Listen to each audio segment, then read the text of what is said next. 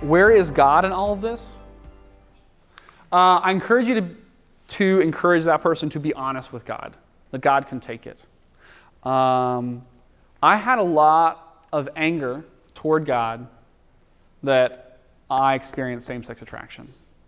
And for a long time, I pushed that down and ignored it because I don't have a right to be angry with God, and it is a sin for me to be angry with God, so I'm just not going to touch it. And that festered for a long time, and I remember pretty clearly feeling like what God was pushing me towards was, I need you to be honest with me, no matter what it is, because it's getting in the way of us having a relationship.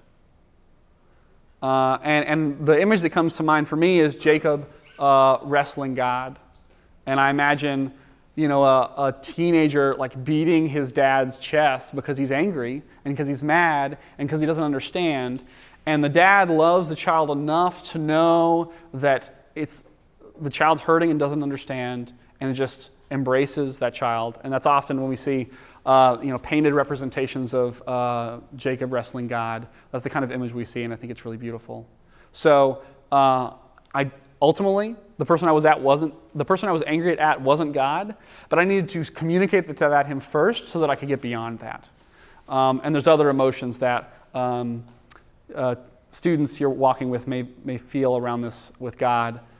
Really encourage you to encourage them to bring God into this process and pray and share. And I think second, again, you can frame this within the context of God's universal call for